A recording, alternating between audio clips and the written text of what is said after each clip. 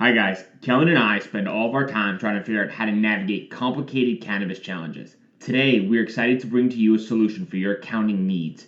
Navigating 280E, keeping clean books, and providing financial and accounting advice is a massive headache for so many businesses. End to End is a team of CPAs with backgrounds from the big public firms that specialize in the cannabis industry. End to End is offering a no-cost consultation if you tell them the Dime sent you. That's right, free accounting advice. Go to n2nadvisors.com now to take advantage of this. That's N, the number 2, NADVISORS.com to get free accounting advice now. A brief disclaimer. Parts of this interview discuss publicly traded securities. This discussion is for informational purposes only and does not represent investment advice of any kind. At the time of recording, the principals of MJ Research Corps had long positions in Columbia Care, Cresco Labs, Curaleaf, Green Thumbs Industries, Harborside, Mercer Park Acquisition Corp, Schwaze, and WM Technology. The principals of Eighth Revolution have multiple positions across the industry. Our content is intended for informational entertainment purposes only. We encourage you to seek independent financial advice from a professional to verify any informational claims you hear on our podcast. Thank you, and let's get into it. This is The Dime. Dive into the cannabis and hemp industry through trends, insights, predictions, and tangents. What's up, guys? Welcome back to another episode of The Dime. As always, I've got my right-hand man, Finney, here with me. And this week, we've got a very special guest, Colin and Mike Regan of MJ Research. Gentlemen, thanks for taking the time. How are you doing today? Pretty good. Great. Thanks so much for having us, Bryan. Yeah, we're stoked to kind of dive into a variety of different topics. And I think before we can get into MJ Research and your backgrounds, I think we should start with one of the hardest questions there is in the game, which is living under cease, gentlemen. Who is your ideal cannabinoid session with? Colin, go first. Ideal cannabinoid discussion? Session. So a smoke session. Session. Ooh, man. It's hard because there's a lot between, you almost have to subsection it between the folks that really establish the industry and the folks that are moving it along. I would say in the folks that are moving it along, Ben Kovler is probably an easy option. And folks that have got us to where we are now, is Steve D'Angelo too easy of an option? I go with those two. Mike? I guess sort of implicit in that is, are you saying we're actually everyone's smoking up and actually discussing everything? Because I'm actually not an enormous consumer. I actually do have a good memory of one, which was the Fish Show in Worcester in June 2012, where I think the entire hockey arena was hotboxed. So that was a pretty good smoke session of just really good music and then just a good vibe for 10,000 people. That's nice of the 10,000 people to put that on for everyone else. I was more amazed as I've seen this in a minivan. I've never seen this in the DCU Center. All right, so what are your guys' choices? Well, you're going to have us come back for that. So let's dive into. Go for it, Kellan. Elon Musk, right? Yeah. Just like Joe Rogan on his podcast, it'd be nice to have him on and smoke some weed and chat. What about you, Bryan? Mark Cuban, probably. He'd probably be too high energy for me, though. It'd probably give me some anxiety because we'd just be ripping through ideas, and I'd be like, all right, well, this session went completely. Let's head back to the question. So let's dive into your backgrounds. Obviously, cannabis is a really unique space. How did either of you guys get into the space? Mike, you want to go first? Sure. In terms of getting into the cannabis space, I basically joined about 2 years ago. Well, it really gets again more about 3 years ago. My background is basically a lifelong, long, short equity investor, various hedge funds, and on the sell side, doing primarily fundamental, bottoms up research, investment research, but have done some quant as well. A few years ago, I was looking at Scott's Miracle-Gro on something totally unrelated to cannabis. It was a pricing power thesis versus Home Depot and Lowe's. And I had to figure out what this Hawthorne division was they had, which, became pretty quickly obvious what it actually was really doing. So that, and I was like, this is actually pretty interesting, which also coincided, I guess, with the Canadian stocks ripping up to insane valuations. Through that, just doing that research, I found MJ Biz Daily is a good source of information for the industry. Just looking to educate myself on what this whole thing could be. And then they had a job posting we're launching a premium financial service, we need someone like, we can teach you cannabis, but we need someone who knows everything that's not cannabis, like, financial analysis, company strategy, valuation, things like that. So I joined them in 2019 to write for their premium investment service. They were calling it Investor Intelligence at the time. And then that was going great until COVID hit, and they had to retrench given, that there was no conference in Vegas, no MJ BizCon. But I still thought the general concept was a good idea, and got pretty convinced of the overall long-term macro freight train investment theme, for the next 10, 20 years. I think cannabis will be a pretty interesting investment theme to know better, and has a lot of market inefficiencies. So I've launched MJ Research Co. to basically continue that concept of, institutional, professional grade investment research on this nascent industry that's, going to have a lot of legs to it, and, a lot of long and I think eventually short opportunities across both this sector and other sectors, and, whole supply chain, and disrupting traditional industries as well. So that's basically what that brings me to here. And I can let Colin jump in on his thoughts. So I started pretty traditional finance background up in Craig Hallam in Minneapolis, which is a boutique research-driven investment bank, and was lucky enough to get hired for a long-short fund in Boulder, Colorado. And after a couple of years working, doing equity research analysis on the buy side, I actually underwrote a company called M. Hardeen back in 2016, 2017, or 2015 maybe. Regardless, this was at the time when cannabis companies were literally grown out of a storage locker in Boulder. They had rented out 3 of them, tore down the walls. They had this huge cultivation just right off of Pearl Street, which is downtown Boulder, if you're familiar. So underwrote that. That did not go well. You can still, I think it's publicly traded at this time, but sparked my interest in the industry and moved from equity research and want to get a little bit more empathy for the operator roles. So I switched into the cannabis industry, where at first I had co-founded a company that was doing computer vision over crops called Deep Green. We were detecting pests and pathogens and doing a bunch of IPM work with companies. And that transitioned into a role at Urban Grow, which is a picks and shovels company, where I was directing all MSO accounts, doing strategic operations for cultivations, and then ongoing operations for cultivations, like maintenance, IPM, and then design strategy. And then I found Mike probably a couple of years later, listening to a podcast, and was thinking I want to get back in the investment world. And so I reached out to Mike and said, "Hey, I want to build the exact same thing that you're building. Would you have me?" And here we are today. A true cannabis love story. Let's dive into MJ Research. What is the value that it brings to the industry, and who does it really target from an informational sense? Like Colin was saying, we think we're stronger together than apart as well. So it was this will work. Our strengths sort of complement each other. Just in terms of, I have more experience, living through the internet boom and bust and resurgence, and the housing boom and bust, and multiple market cycles, and looking at every industry. And Colin has super deep knowledge on the plant and cannabis itself. In terms of the firm, we're basically trying to target accredited institutional grade, or just institutional investors. We're basically providing what the research that we would want if we were running, a fund, or if we were at a fund and we're like, "Hey, this is the morning email to my portfolio manager, the things I've been saying that we should be doing." We're basically trying to bring that institutional level, professional grade analysis to this sector.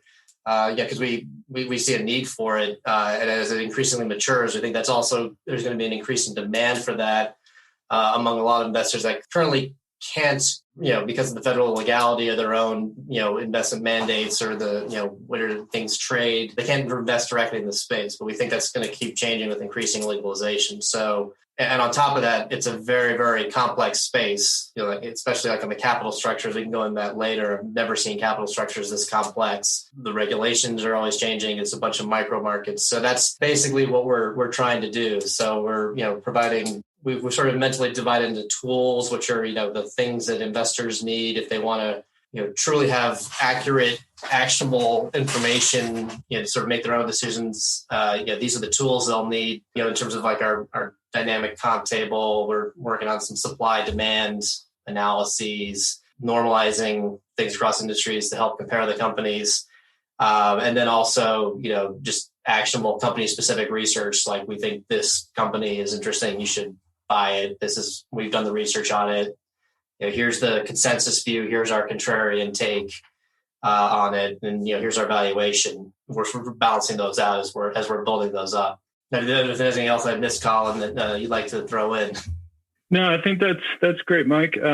I think what got us here, and what makes us different, is that when we were both evaluating the business model, we found that a lot of the folks that are providing research have a innate bias for whatever reason. If you're a sell-side bank, you're trying to get a banking deal. If you're running a research site that's driven by ads, you often have relationships with the folks that are providing the advertising with you. So what we have built is a no pay-to-play web or platform for investment research, and I think that sets us apart as being, skeptics and neutral among all the ideas we're looking at.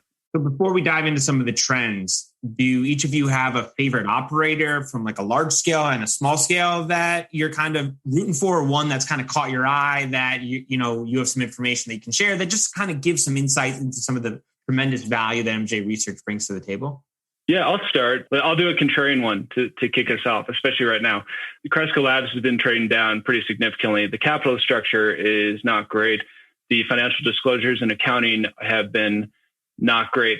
But an operational standpoint, if you look at their organizational structure and their team relative to the other MSOs, they're about as mature as it gets. These folks have an entire lean manufacturing division that's going out and figuring out how to optimize processes from dispensary down to cultivation. And this is a team of 25 to 35 across the entire, and GTI has a similar organizational structure, but honestly, it's been mostly replicated from the folks across the street at Cresco Labs. And they do really deep data analysis on every single decision that they're making, which I think is a unique differentiator, whereas everyone else in the industry seems like they're just trying to keep up with operations. And it's like they're going to throw a reverse osmosis system in their cultivation just because they don't exactly know where the city water is testing at, and they think that might be a fix. Whereas you're going to have Cresco Labs is running individual pilots in a single grow room at each of their cultivation facilities and then making that decision, which is something that's always really impressed me. Mike? So it's funny you're saying, something you really like and you're rooting for. I try to always be independent on the, you have an investment thesis. It's a good buy at this price. I think it can go to that price for a specific reason. What I'll go into a little bit that we wrote up for our premium clients a couple of weeks ago when it was about 16 was Weed Maps, which now is just de-SPACed. We wrote about when it was still Silver Spike, but looking forward on it. When I first came out, I was very excited about it because I've been looking for the NASDAQ traded ancillary company that has a good business model that can, at this point be owned by institutions looking for cannabis exposure that can't actually touch the plant. And also doesn't have a lot of any of the questions around, supply and demand on the plant side. And then when Weed Maps came out, we started writing it up actually back in January. And those early write-ups are actually available for, they're free. You just have to sign up. The concern was always that the illicit stores that they had in the past and the investigations as to whether they were still aiding and abetting that. So first it was saying, they removed all the stores back in 2019 in California that were unlicensed. And when we started doing our research, we actually then found that there was, some stores that seemed to be taking advantage of a CBD only loophole where the listing is CBD only. But if you look around at other sites, if it's a store at say 123 Main Street CBD, there happens to be 123 Main Street THC at the same address with the same logo. It's like, you're not selling THC on Weed Maps. So yeah, you're not breaking any laws, but it looks like you're doing something else on the side. Then it was like, this seems a little too risky because you can't capitalize revenue that could vanish overnight, right? If there's a risk that government cracks down and says, okay, 300 of your listings have to be taken off immediately, then investors don't like that. And what we actually discovered then in May was they seemed to have actually cleaned up, all those listings that we had originally found back in January were then gone. And then on top of that, they also removed the unlicensed stores in Canada, which then if you actually do the math, it looked like all the Canadian revenue was unlicensed. So they basically abandoned all of the Canadian revenue. And that actually, in my mind, is a huge positive because it shows that this management team is actually serious. They're actually walking the talk, essentially. So then that actually then lets it have a higher multiple if the revenue stream is truly clean in that respect. And it also forestalls that the investigation from the subpoena from the DOJ, if they're actually saying the thesis is we're a partner to the industry in terms of, or a partner to the regulators in terms of only having licensed stores. So then taking that risk away, then you're just left with two-sided market, high barriers to entry on that in their markets where they dominate, generating 25% margins with a pricing story that they're both increasing the value and showing that their products are, deliver more value to their customers and raising the prices on that, which is a huge benefit for margin expansion. And then also the upsell on, software as a service, the adjacent software technology that dispensaries need. So you combine that, and then it's also, trades on the NASDAQ, doesn't actually touch the plant, doesn't pay 280E taxes today. If I'm a big mutual fund that just wants to own a tech company that happens to sell to the cannabis industry, but is not a cannabis company specifically, I can actually buy it. That all sets up for what I think is a pretty interesting long case with a good business model that generates cash, that is actually earnings positive after taxes, and has still then benefits from the overall cannabis long thesis of increasing penetration across the U.S. So that's it in a nutshell. Won't go into sort of where I think the stock will go. We'll have to keep something for the premium clients in terms of our actual upsides and downsides and the risks and the such. But that's it in a nutshell. That I think that's a pretty compelling case in cannabis right now and the cannabis sector overall. Hopefully it wasn't too long-winded. No, I think that's really strong. And I think you did a really good job of teasing at the end. If you want to see, the other information, sign up and we can plug the link right there in that moment. So I think you did a really good job there. So let's kind of get into some of the trends that you're seeing from a macro standpoint. Obviously, like you were saying, Mike, the cannabis industry's got a variety of different issues between 280E, the state-by-state issues. So what macro trends are you using to kind of overall guide the industry and kind of shed some light on that approach? Just in terms of overall macro trends, it's more, understanding the individual markets and, sort of the individual margin structures of those on a macro basis. And this is more longer term that, the trend has picked up recently, but I don't think it ever really went away. It's just was dormant for a while. Will be consolidation, right? There's, in 10 years, there's probably going to be fewer larger operators, at least on the public side versus the ones we have today. You've already seen, Trulieve is acquiring Harvest. Someone said that this means mega mergers are back. It's I don't think they ever really went away. It's just that the industry will consolidate over time. This one just happened to happen now. We have our own reasons why we suspect it happens, on May 10th specifically, versus in a year, 2 years ago, related to Harvest capital structure and voting structure. But that's just an overall trend of, who is gaining increasing scale. And at this point, that has a benefit for access to capital in terms of the large players typically have sort of better access to capital and at lower costs of capital. That probably won't always be the case, though. If we have increasing legalization or safe banking, that's more of a macro trend of what levers within the companies actually start to change. And actually, we just wrote this up about inflation and cannabis. Cannabis currently has sort of the cottage industry nature of it, and the nascentness of it leads to opportunities long term to improve with scale and new processes and automation. A lot of they can probably cut costs in a lot of ways, and that's more a longer term trend that we've been looking at. And actually, Collin, you're probably better to speak about the scalability questions. But we're sort of looking at who can operate efficiently, and that doesn't necessarily mean who has the highest margins today, because I could have 100% margins tomorrow if I fired everybody. And June would be a great month, but then July would fall off a cliff, right? You can't operate a business that way. So just because you have high margins today doesn't mean that you're necessarily going to be able to maintain those margins as your business gets bigger or as the time changes. So I don't know, Colin, if you want to reflect on some of those concepts. Yeah, I'll start with macro trends that we've been looking into. I can note are the scalability and then supply demand. And so the scalability side is just that, I mean, you guys know as well as anyone that MSOs at this point are much closer to startups than they are to established public companies like incumbents and industrials, right? So when you look under the hood at these companies, it's just mayhem, like they're scaling quickly, they're hiring quickly, they're acquiring companies, and it's just like from the outside it looks really neat. And when CEOs go and tell you like we've got plans A, B, and C, but when you look at the inside and like going into the offices, it's like people are flying all over the place, not enough desks for people type of structure. And so you look at the scalability, it's often that how disciplined are they being about making sure that their business grows? Because often in that dynamic, you have counter issue of making sure that your business can scale is going to hurt your near-term margins.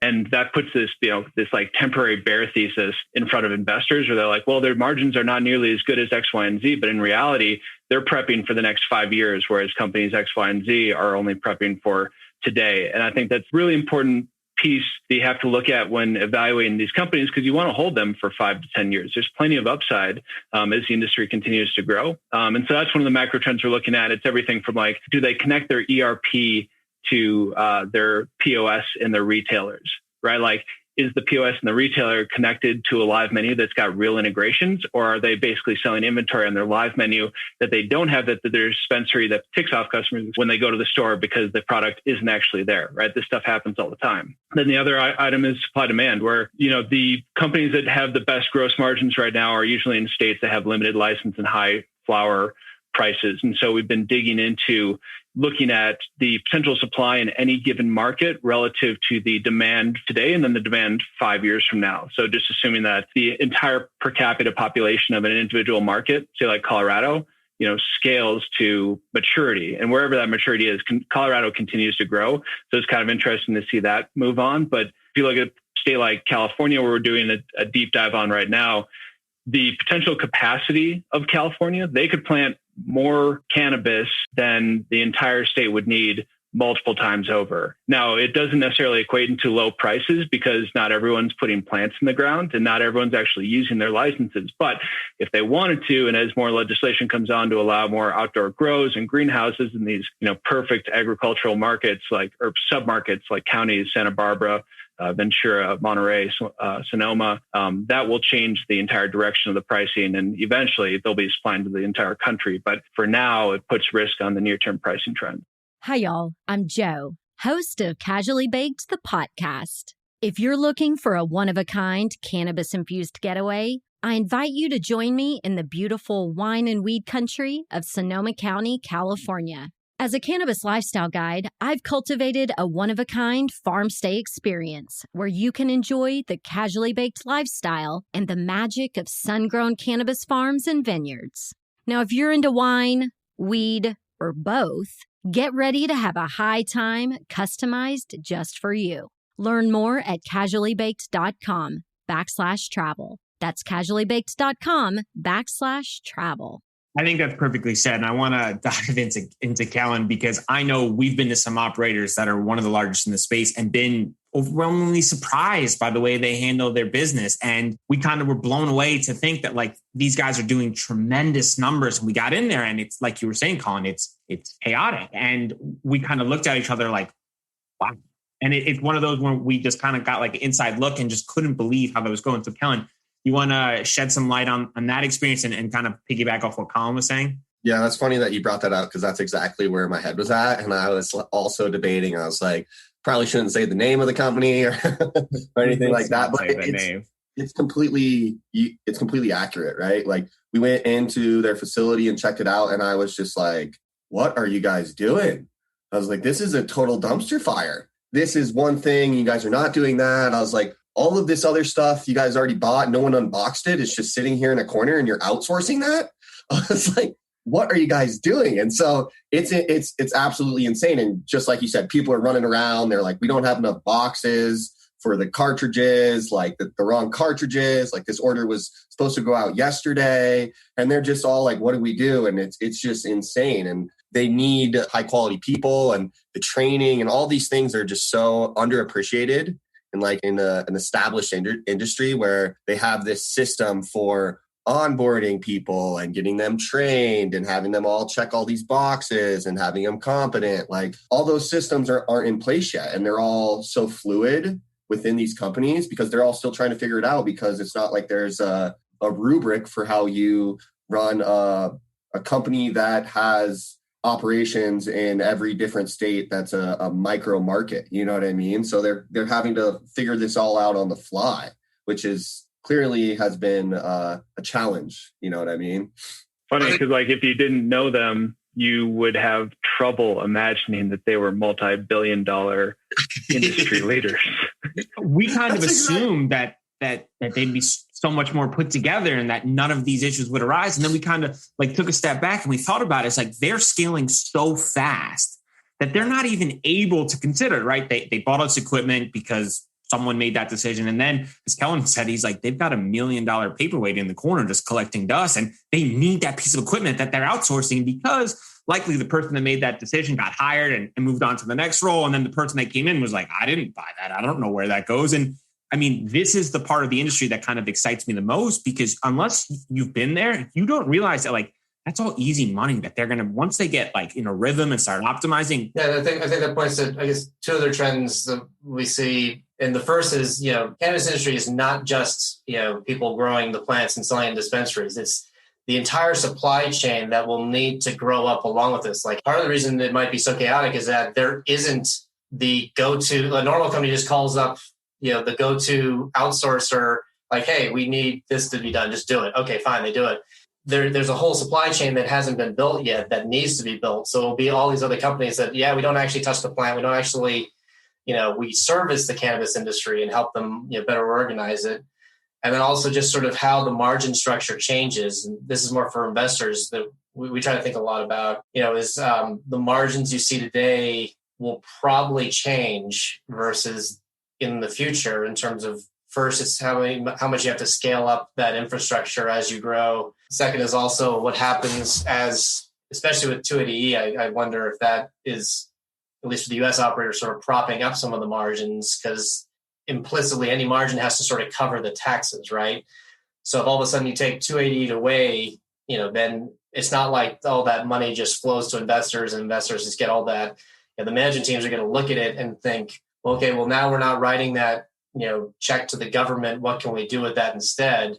We can reinvest it in marketing, reinvest in hiring more people, maybe even reinvest it in, either lower prices or, you've seen in competitive consumer industries, they quote, invest in price. The grocery stores do that all the time.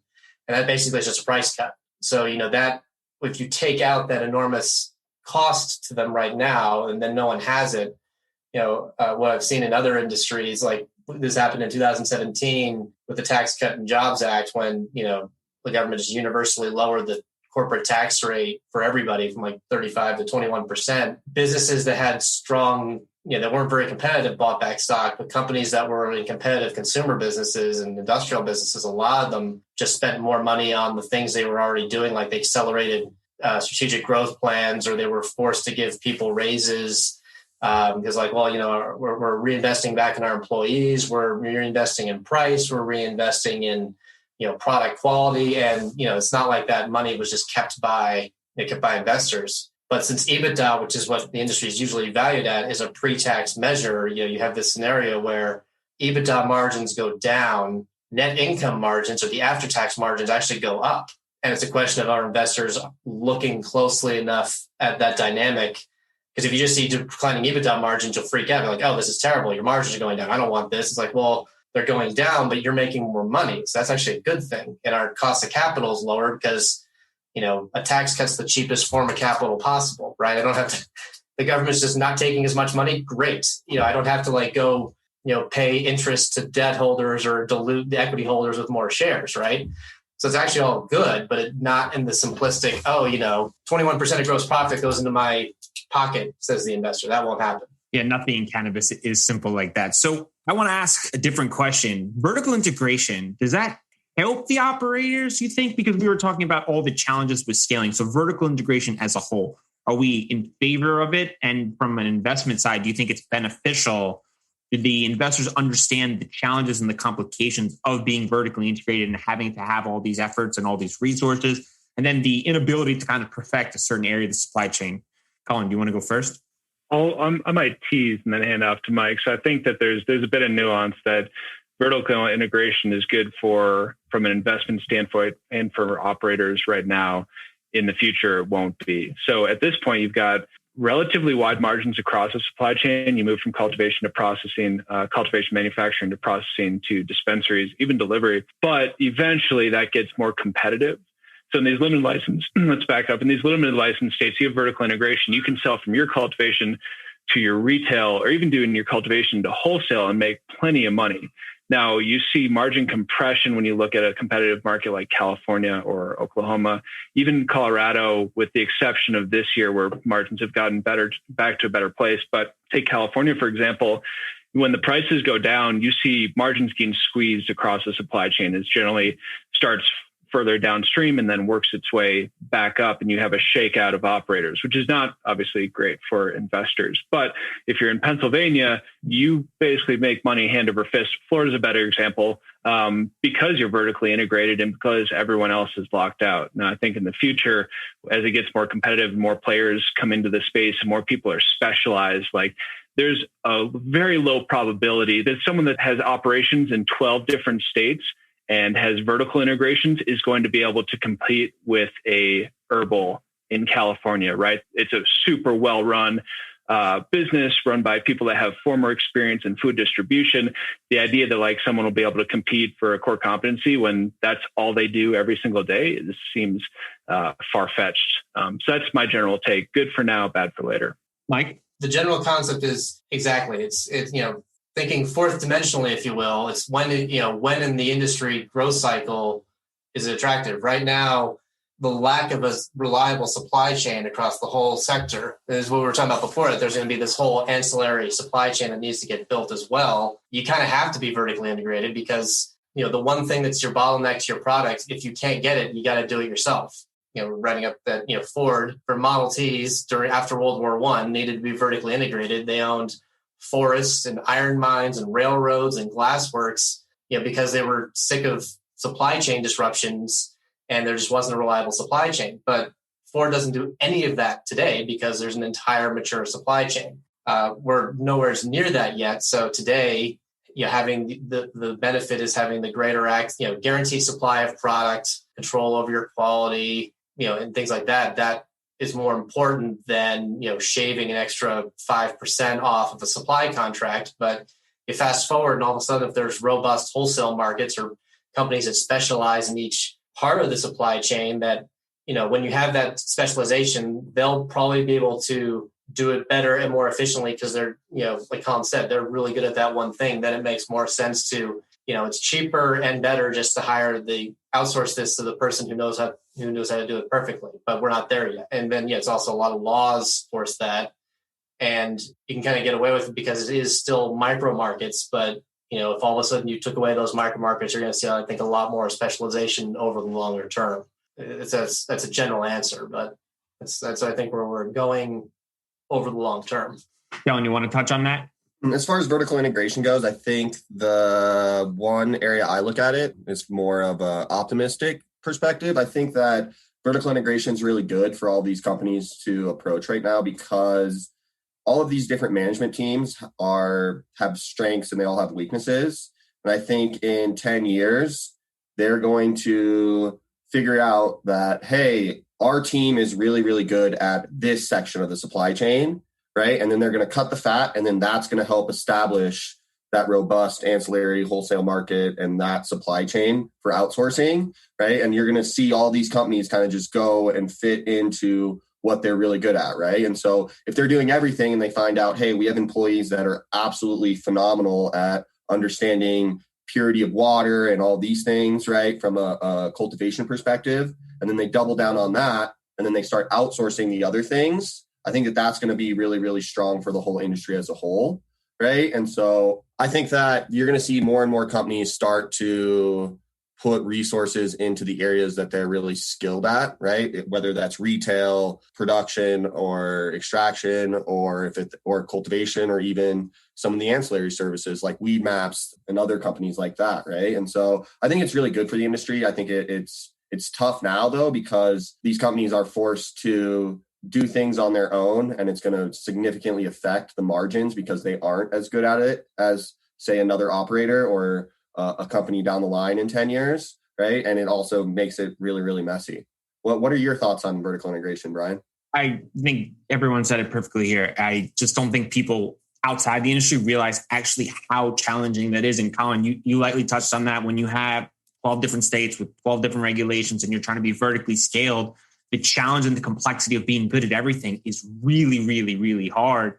At the end of the day, right, supply chain disruption, if you don't have flower products and you're not controlling the supply chain, you're not selling flower products. So at the end of the day, you kind of have to, and we all agree. And I think that's part of the excitement that I personally have, is that once some of these challenges are lifted off these operators and they can really double down on what you were saying, Kellan, on what they're good at, you're going to see kind of the best of the best kind of move to the forefront. And then at the end of the day, you'll see those numbers kind of follow suit. But right now, we're all in agreement, kind of has to be the way it has to be. Good now, bad later. Well, I guess an interesting point on that, like a trend we've noticed recently is the larger operators are starting to invest more in cultivation.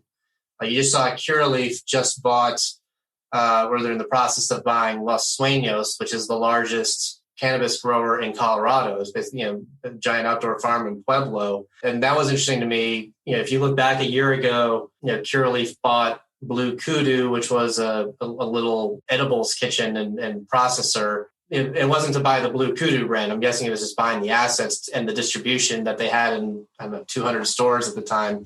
It's probably more now to basically convert that to Select, to blow out the Select brand. But I guess someone in that company has decided we need to have a better control of the supply, and they bought the largest supplier that I think to date has been mostly wholesale. They've sold most of their goods wholesale to other growers. What happens when Curaleaf then buys that largest supplier? Are they looking to basically sell wholesale in Colorado, or are they looking to guarantee supply, and then how much of that supply is just going to go into Select?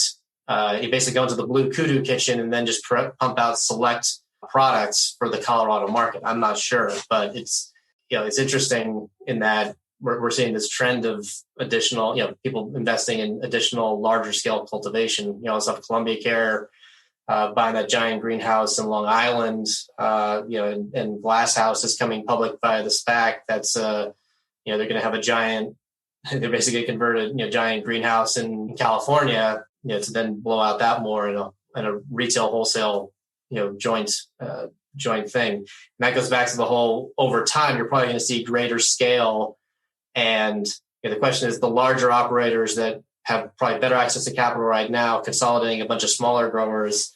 Then you'll have, that can be the step function up in sort of margin and capital availability near term. And then longer term, how much cultivation do they want or need? But that's a far longer term question.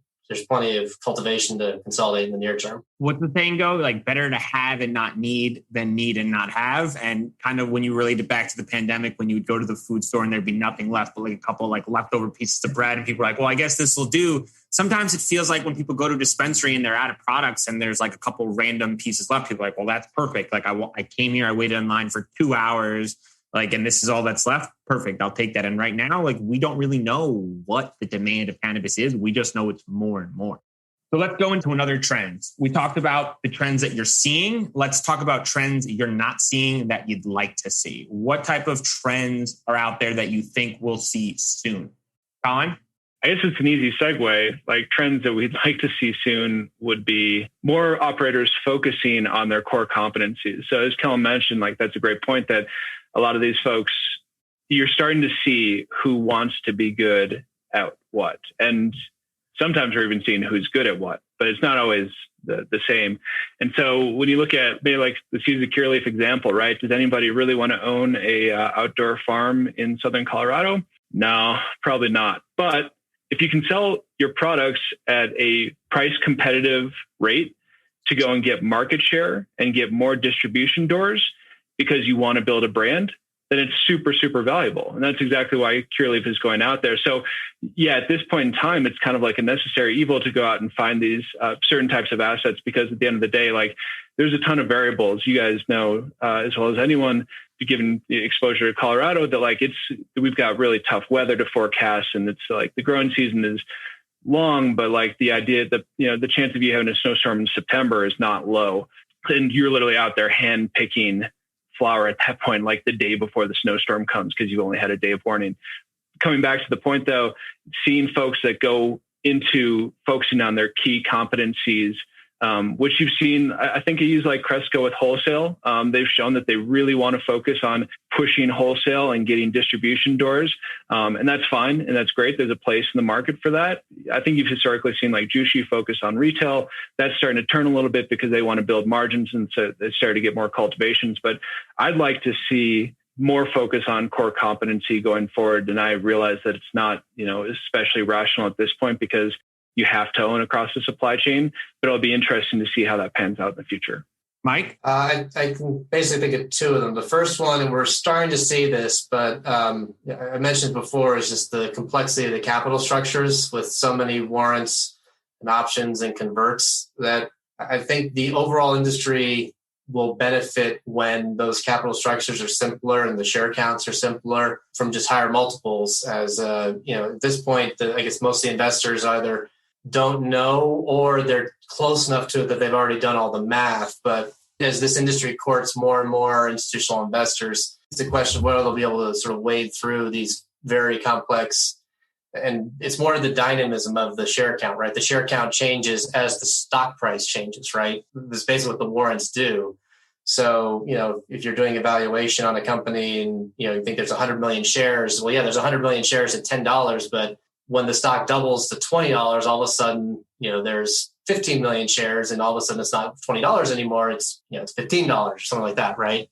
The industry will benefit overall to the extent that they can use less and less, issue less and less warrants on future capital raises. And I get that that's been in part the capital constrained nature of the sector. So it's slowly happening, but that'll think it will benefit the industry. I think, more traditional companies in that supply chain aspect, we'll start to see more traditional companies start to look at supplying this space as just another customer. I guess the money laundering laws and the banking laws, that can complicate things, and, or the insurance, it may be perfectly legal to do something, but you call up your insurance agent and they're like, well, if you supply this cannabis company, all of a sudden your insurance rates are going to quintuple because, this is crazy risky for us. We're not going to let you do it. So it's effectively, you effectively can't service them. I think that's a trend I would like to see change, is just the industry gets more, more normalized. Just like it's just a standard consumer pharma product. It's going to have a whole agricultural industrial supply chain, just like any other business. And it needs to be supplied by, you do the exact same thing for soft drink company. Why can't you do it for, this cannabis company, right? I think that's coming, and that's the trend. I'd like to see more of that. And I think you will see more traditional companies start to get involved in the space over time. Guys, I want to talk to you today about one of our new partners, CESC. CESC is a nonprofit organization providing a compelling and complementary alternative. They represent the ability to harness a flexible, collaborative approach to scientific advancements. They are comprised of leading doctors and researchers in the cannabis and cannabinoid science space for almost a decade. Their act first, talk later operating principle has now led to a successful series of disruptive innovations in the cannabis science space. They need your help now. Join them, collaborate with them, or support them. Go to thecesc.org to get involved now. Together, we can change the world. Can I add one more? Do it. This is not investment based, but lower THC product. We don't all need to have 25% THC flower or 100 milligram THC drinks. This has got to be a thing of the past. And as we get more people that are new to the industry, it becomes a liability more than anything, right? Like a 10 milligram piece of chocolate, just break it in half, put less THC in it. More companies will have more luck.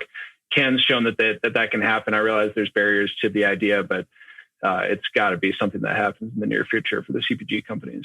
That's a whole nother conversation for another time, because in some people's mind, more is always better, right? And when you're first time into a dispensary and you're not really sure, the higher the number, the more attractive it is. And sometimes the bud tender is more likely to recommend it. And then you've just got yourself a circle of issues because whose role is what? And that's a whole nother conversation for another time. But I want to kind of quickly switch gears and go back to the margins conversation. We talked about kind of comparing operators, and margins is an easy way to likely do that, but sometimes it's very misleading. So in your opinions, can you compare operators in the cannabis space solely by margins? And if not, what sort of other initiatives, if you're new to the space, would you use to kind of compare operators to make an investment into the space? I think you start with margins, but then it's understanding the stories behind why those margins are the way they are. Because you could have a low margin for two reasons. You could have a low margin because you're investing for the future. So if you sort of break it into, well, my sustainable margin is, I'm going to make up numbers here that, it's 30, but I'm investing 10% of sales for this infrastructure in the future. That's why it's 20. That's a very different story than, our product just doesn't have very good branding power and we just have to keep cutting prices because our product sucks and that's how we compete. That's a very different reason of why are you at 20% margin instead of 30, just to make up round numbers, right?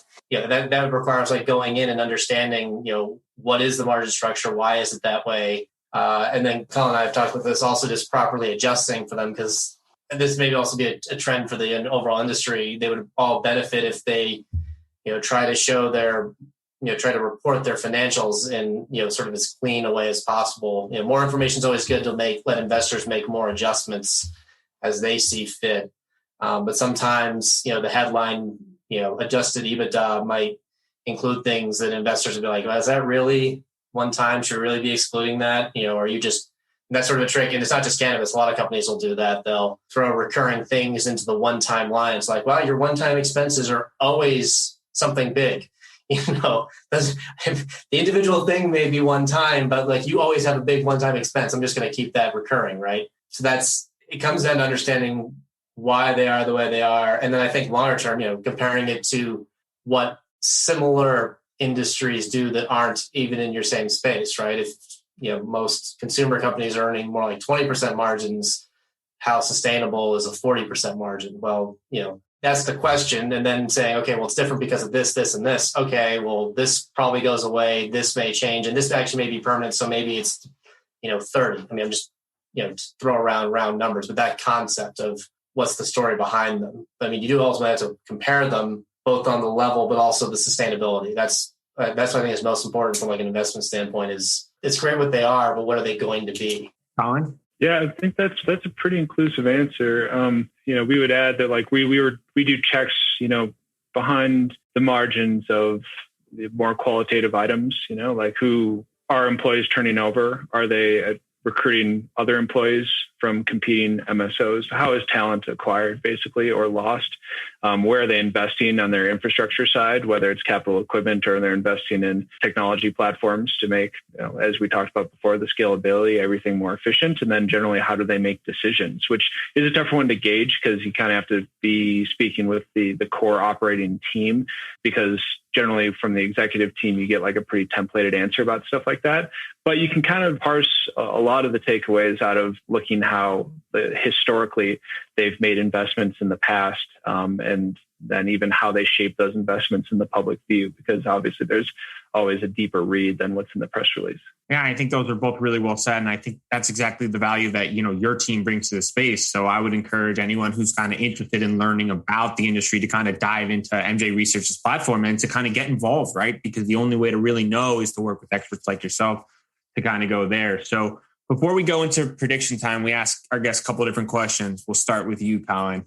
Biggest misconception in the cannabis space? I think we've touched on this quite a bit in the podcast. It's that these billion-dollar industry leaders are all buttoned up and smooth sailing, and it operates like Apple or some other big industry incumbent. I think that is misunderstood, to say the least. Mike? I guess from an investor perspective, I guess maybe you see sometimes this more in some of the companies themselves, but the cannabis industry is its own unique thing, has its own special valuation metrics and special things. As I see it, it's a rapidly growing growth industry, but it's still, a consumer product with, a capital intensive supply chain that needs to be built out, and a capital intensive business. And you should view it within the lens of whatever that of the consumer or industrial or agricultural portion that, you have to figure out which individual company is actually what it has more or less of each of those things. But it's not like cannabis is really special because of this. This is from the business standpoint, to be clear. It's a consumer product. It's rapidly growing, but if you're going to do valuations, you should look out to when the growth slows down. So look out 5 or 10 years and then, put normal consumer multiples on that 5 or 10 years out and then discount it back. But it's not like, this should trade at 50 times revenue because it's cannabis. It's like, no one should do that analysis of like, I think it's going to go to 55 times revenue. The reason you do that is because, putting a normal consumer multiple on the far out growth and discounting it back implies 50 times a day, but it's really just, 3, 4, 5 times revenue or, a more reasonable net income PE, 20 times PE on my 2030 estimate, right? That's how it should be viewed. And that's how we try to view it as, what do you actually do? Okay, you cultivate a product and then you process it and then you sell it in a retail establishment. How does that compare to other companies that do something similar? If you could sum up your experience into a main takeaway or lesson learned to pass on to the next generation, what would that be? All experience? Yeah, like any experience, something that you've learned in the cannabis industry that for the next generation you wanted to pass on a lesson, something that a wide-eyed freshman walking into a college who's eager to get into the cannabis industry and they're ready to start their career when they graduate. What lesson have you learned or main takeaway that you'd want to pass on to them? Something that you could share as like a guidance lesson. I've got 2 sons. They're not quite college age. They're 9 and 11, but I try to do that every day in terms of like, what am I trying to teach these kids to prepare them for the next 30 years? And it's, I don't know, my general concept is to, think critically for yourself, study history to see what has happened before, because human behavior tends to, I think, repeat itself, or, people tend to operate in patterns. So we get good at pattern recognition, but also then think critically for, don't just be stuck with certain analogs of the past. Like, this cannabis example is like, alcohol was prohibited and then went legal. It's going to look exactly like that. That can be a model to help you think about what will happen in the future, but you still have to think critically.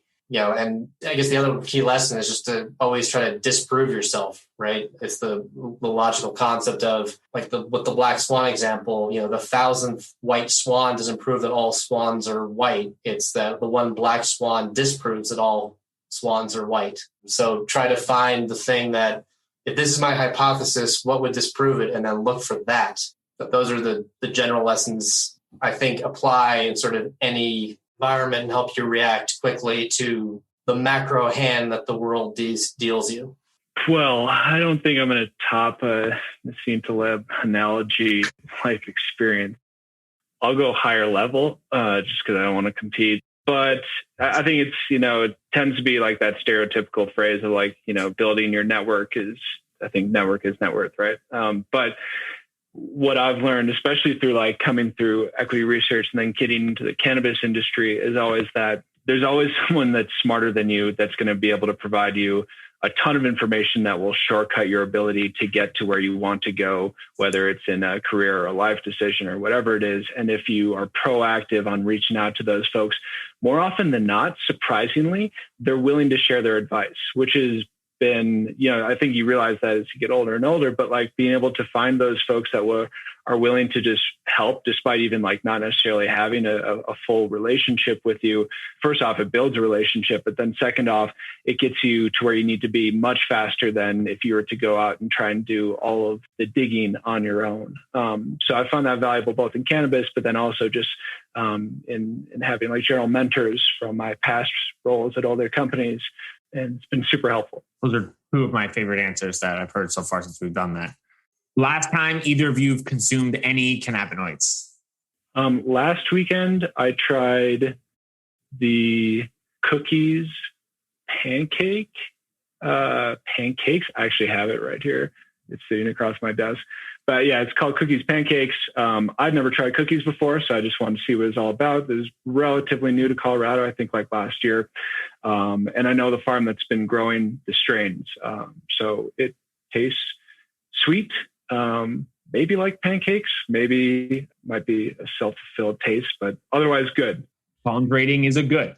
Let's see. I think about a week ago, I had an edible, like a little gummy. It was fine. And then, went to sleep soonish afterwards and had a nice sleep. So nothing crazy or exciting. The sleep edibles are the best cool edibles. The hypothetical smoking up with Trey Anastasia, which, from the beginning of it, that we'll see if that ever becomes a reality. The full circle experience. All right. Prediction time. 2030. Which big operator outside of the cannabis space has now entered the cannabis space and taken a big position? Are we talking operators to ancillary? Yeah, so it can be anyone that's currently outside the cannabis space that has aggressively moved in to try to claim some market share in any of the verticals or any of the revenue opportunities in cannabis. I'll go first. I'll do maybe a sleeper and then a obvious. Sleeper, I think Mike and I have gone back and forth on this, but we're going to see packaging companies live in this oligopoly of like 5 that own the entire market share.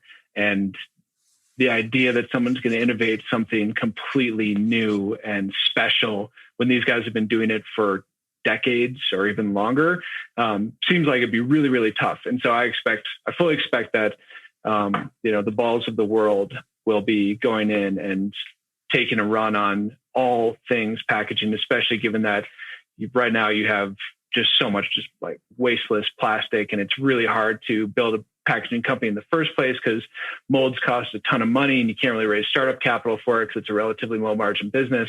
So I like that one from the outside. And I would say I'm not sure, the CPG company just seems like too easy. So maybe I'll hand off to Mike. I'll come back if I think of a better one. Yeah, the easy ones are probably, big alcohol and probably big pharma, with the caveat that this all depends on what, future regulations assume, right? 2030, though, which one? If you had to take a company? Assume by 2030, there's general legalization and interstate commerce. Then you would look for someone with large distribution capability. The obvious one there is Amazon. I'm not saying that Amazon is a cannabis stock by any means at all. We're going to remove that part. I'm saying, do not go by Amazon for the cannabis long-term option opportunity. That's insane. They did just quit testing their employees, though. Well, that's the thing. But here's the thing. To my point, exactly, that is actually significant in that, look, they see, what is Amazon? Amazon is basically a distribution platform of stuff to your house. And they just want to get more stuff through their pipes to your house. So that actually makes perfect sense, assuming the laws go that way and, they're already set up for it. It's just another brown box to them, right? So yeah, the larger companies moving back. So I don't know if you saw GM also is not going to, test for cannabis anymore, which I think is a positive. That's part of the whole normalization angle. But so that, that comes, but again, that also assumes, it makes a million assumptions between now and 9 years out of how laws actually happen, right? But that's probably one. And then I think this is more on the supply chain aspect. You'll see more sort of just traditional companies having when we also have a cannabis division, or it's just even just an agricultural division that, here's our 5 divisions. We've got our oil and gas division, we've got our aerospace division, and now, we got our plant division, right? Which encompasses everything. You'll see stuff like that. But I guess that's less sort of the one company that'll get into it. But I'll throw out Amazon because they are involved in everything now. Why wouldn't they be in the future, right? Kellan? Amazon was the one I was going to say. But I have a backup one. Just because, they're going after the healthcare industry. Amazon's goal is to conquer the whole world, and cannabis is part of the world. So, I think Uber or Lyft. I know that delivery has high margins, and I think it's a really, really attractive business in the cannabis space, right? From a startup perspective. And Uber already has the platform and the software and the drivers. And just like Mike was saying, it's just another brown box to Amazon. I think that to Uber drivers, it's just another trip that they can make some money on, as same with the food delivery that they launched a couple of years ago. So I think Uber is going to be a mainstay in the delivery space of cannabis by 2030. I'm down to my third choice. Obviously, Amazon and Uber are my go-tos. And for the reasons you said, obviously, it makes a ton of sense for both of them to be in the space. And it's just another addition into whatever they're doing well. And obviously, the theme of this podcast has been understanding what your unique selling point is. And both those companies understand exactly what they do well. And you can provide a massive added value to the industry and kind of take off the burden to the operators, because it's just an additional headache for them at this moment. So if I were going to choose a company, I would choose Johnson & Johnson, likely for the sleep aspect of it. Obviously, people that need to relax go to some sort of products, sometimes alcohol. And from a sleeping standpoint, if there can be some advancements with the CBN and some sort of concoction to help people go to sleep, then obviously these large-scale companies are best positioned with their assets now to take advantage of that. And I think that'll be the easiest way to adopt. I think from a mass consumption standpoint by 2030, I don't think it'll be heavy THC personally. I think it'll be one of these other minor cannabinoids that it just becomes a mass adopted and is looked at as like another vitamin into the asset, into the body. So that's my standpoint. Gentlemen, before we wrap, tell our listeners where they can learn more, where they can get involved and get some of this information from MJ Research. Well, then you can go to our website, which is mjresearchco.com. So, mjresearchco.com, and that has all of our research is up there, where you can sign up to be a free member, where you get some free stuff, and then also the premium signups for the real media analysis that we provide. And also, if you're an actual institution, we also offer an outsourced analyst, higher fee, bespoke research service as well. That can all be found there, and free members could sign up for our regular email list as well, sort of a newsletter type thing that we publish for everyone for free. Yeah, it's one of the few ones that I consume on a regular basis. So I appreciate all you guys' hard work and look forward to connecting soon. We'll link all the links in the show notes.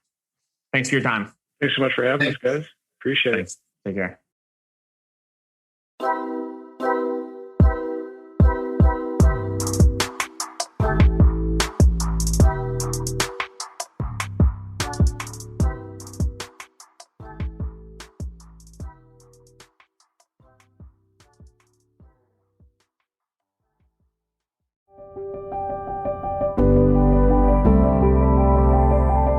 Hi, it's Justin Benton, host of the Miracle Plant Podcast, where we discuss this miracle plant that goes by so many names and how it's helping people in so many extraordinary ways. So if you love this plant and you want to hear a story that tugs on those heartstrings and learn more about this plant, then head on over to the Miracle Plant Podcast. You'll be glad you did.